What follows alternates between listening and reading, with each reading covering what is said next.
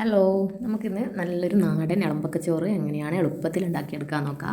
അപ്പോൾ എനിക്കറിയാവുന്ന രീതിയിലാണ് ഞാനിത് തയ്യാറാക്കുന്നത്. നല്ല ടേസ്റ്റാണ്. അപ്പോൾ ഈ ഒരു രീതിയിൽ നിങ്ങൾ ചെയ്തിട്ടില്ലെങ്കിൽ എന്തായാലും ഇതൊന്ന് കണ്ടിട്ടൊന്ന് ട്രൈ ചെയ്ത് നോക്കാം കേട്ടോ.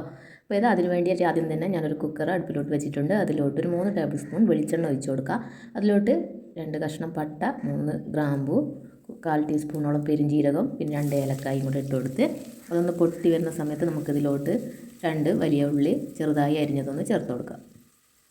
പിന്നെ പെട്ടെന്ന് വാടി കിട്ടാൻ വേണ്ടി കുറച്ച് ഉപ്പും കൂടെ ചേർത്ത് കൊടുക്കുക. അപ്പോൾ മീഡിയം സൈസിലുള്ള 2 വലിയ ഉള്ളിയാണ് കേട്ടോ. അപ്പോൾ നല്ല വലിപ്പമുള്ളതാണെങ്കിൽ 1.5 എടുത്താൽ മതി.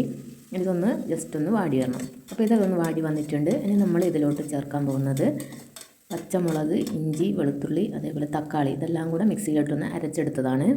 അപ്പോൾ 1.5 തക്കാളി, ചെറിയ തക്കാളിയാണ്, വലുതാണെങ്കിൽ 1 മതി.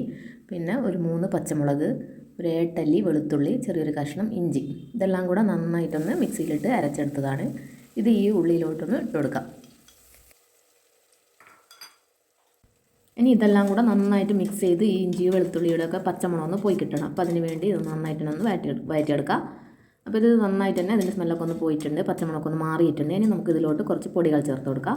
അപ്പോൾ അതിന് വേണ്ടി ഞാനിവിടെ 1/4 ടീസ്പൂണോളം മഞ്ഞൾപ്പൊടി, 1 ടീസ്പൂൺ കുരുമുളക് പൊടി, 1/2 ടീസ്പൂൺ ഗരം മസാല. അപ്പോൾ നിങ്ങളെ എരിവിനനുസരിച്ച് കുരുമുളക് പൊടി ചേർത്ത് കൊടുക്കാം കേട്ടോ. അപ്പോൾ ഇത് കറക്റ്റ് എരിവായിരുന്നു ഞാൻ എടുത്തത്. അപ്പോൾ നിങ്ങൾക്ക് കൂടുതൽ വേണമെങ്കിൽ കൂടുതൽ ഇട്ട് കൊടുക്കുക, അതിൽ കുറച്ചാണെങ്കിൽ ഇതിന് അളവൊന്ന് കുറച്ച് കൊടുത്താൽ മതി, 3/4 ആക്കിയാൽ മതി. ഇനി ഇതും നന്നായിട്ടൊന്ന് മിക്സ് ചെയ്ത് കൊടുക്കാം. അപ്പോൾ ഇതാ നമ്മളതെല്ലാം കൂടെ നന്നായിട്ട് തന്നെ മിക്സ് ചെയ്തെടുത്തിട്ടുണ്ട്. ഇനി നമ്മൾ ഇതിലോട്ട് ചേർത്ത് കൊടുക്കുന്നത് മെയിൻ ഇൻഗ്രീഡിയൻസ് ആയിട്ടുള്ള ഇളമ്പക്കയാണ്. അപ്പോൾ ഇതിന് നമ്മുടെ നാട്ടിൽ ഇളമ്പക്ക എന്ന് പറയുക, വേറെ നാട്ടിലൊക്കെ എന്താ പറയുക അറിയില്ല. അപ്പോൾ നമ്മുടെ നാട്ടിൽ ഇതിന് ഇളമ്പക്ക എന്ന് പറയുക. അപ്പോൾ ഇതും നന്നായിട്ടൊന്ന് മിക്സ് ചെയ്ത് കൊടുക്കുക. അപ്പോൾ ഞാനിത് കുറച്ചേ എടുത്തിട്ടുള്ളൂ. അപ്പോൾ അതിന് കണക്കായിട്ടുള്ള അളവുകളാണ് ബാക്കിയൊക്കെ കേട്ടോ. അപ്പോൾ ഇത്രയാണ് എടുക്കുന്നതെങ്കിൽ ഞാൻ എടുത്ത അതേ അളവിൽ തന്നെ എല്ലാ സാധനങ്ങളും എടുക്കുക. ഇനി നമുക്കിതിൽ ആവശ്യമായിട്ടുള്ള വെള്ളം ഒഴിച്ച് കൊടുക്കാം. ഞാൻ ഈ ഒരു ഗ്ലാസ്സിലാണ് അരി എടുത്തിട്ടുള്ളത്, ഇങ്ങനത്തെ 1.5 ഗ്ലാസ് അരി. അപ്പോൾ അതിന് 2.25 ഗ്ലാസ് വെള്ളം ഒഴിച്ച് കൊടുക്കാം.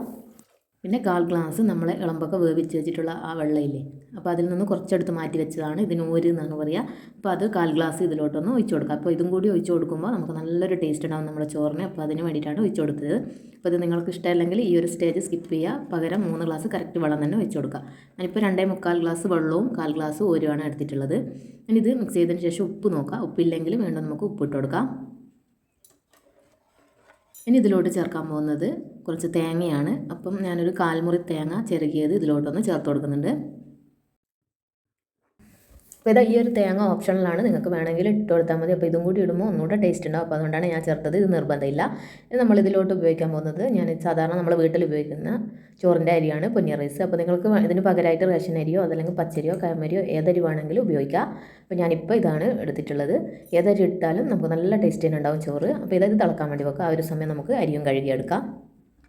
അപ്പോൾ ഇത് നന്നായിട്ട് തന്നെ തിളച്ച് വന്നിട്ടുണ്ട്. നമുക്ക് കഴുകി വെച്ചിട്ടിരിക്കുന്ന അരി ഇതിലോട്ട് ഇട്ട് കൊടുക്കാം.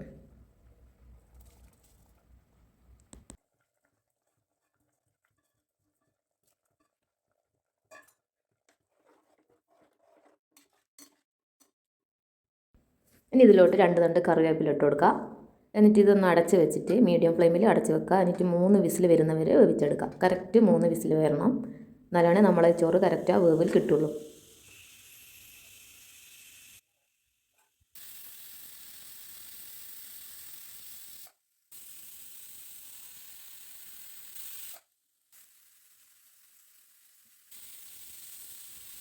അപ്പോൾ ഇതാ 3 വിസിൽ കറക്റ്റ് വന്നിട്ടുണ്ട്. ഇനി നമുക്ക് ഓഫ് ചെയ്യാം. ഇനി നമ്മൾ ഈ വിസിൽ ഇതിൽ നിന്ന് പോയി കഴിഞ്ഞതിന് ശേഷം നമുക്കിത് ഓപ്പൺ ആക്കാം. നമ്മളായിട്ട് വിസിൽ പോകരുത്, കുക്കറിൽ നിന്ന് ഓട്ടോമാറ്റിക്കായിട്ട് വിസിൽ പോകണം. കംപ്ലീറ്റ് വിസിൽ ഒഴിഞ്ഞതിന് ശേഷം നമുക്ക് ഇതൊന്ന് ഓപ്പൺ ചെയ്യാം. അപ്പോഴേക്ക് ഇതാ കറക്റ്റായിട്ട് നല്ല രീതിയിൽ തന്നെ വെന്ത് വന്നിട്ടുണ്ട് ചോറൊക്കെ. ഇത് നന്നായിട്ടൊന്ന് മിക്സ് ചെയ്ത് കൊടുക്കാം. അപ്പോൾ ഇതേ അളവിൽ തന്നെ എല്ലാ ഇൻഗ്രീഡിയൻസ് എടുക്കുകയാണെങ്കിൽ നിങ്ങൾക്ക് പെർഫെക്റ്റ് ആയിട്ടുള്ള ഇളമ്പക്ക ചോറ് തയ്യാറാക്കി എടുക്കാൻ പറ്റും. അപ്പോൾ എന്തായാലും ഇതൊന്ന് ഒരിക്കലെങ്കിലും ഒന്ന് ട്രൈ ചെയ്ത് നോക്കുക കേട്ടോ. അപ്പോൾ ഇതിന് മുന്നേ ആയിട്ട് ഞാൻ കുറേ ചോറ് ഇതിലോട്ട് അപ്ലോഡ് ചെയ്തിട്ടുണ്ട്, ഇറച്ചി വെച്ചിട്ടുള്ളതും ഒക്കെ. അപ്പോൾ അതും നല്ല ടേസ്റ്റി ആയിട്ടുള്ള ചോറ് തന്നെയാണ്. അപ്പോൾ ഈ ഒരു രീതിയിൽ നിങ്ങൾ ഇളമ്പക്ക ചോറ് ഇതുവരെ ട്രൈ ചെയ്തിട്ടില്ലെങ്കിൽ ഇത് ഇതുപോലെ ഒന്ന് ഉണ്ടാക്കി നോക്കുക. എനിക്ക് ഇഷ്ടമായിട്ടുണ്ടെങ്കിൽ ലൈക്ക് ചെയ്യാനും ഷെയർ ചെയ്യാനും അതേപോലെ സബ്സ്ക്രൈബ് ചെയ്യാനും മറക്കരുത്. അപ്പോൾ അടുത്ത റെസിപ്പി ആയിട്ട് വീണ്ടും വരാം. താങ്ക്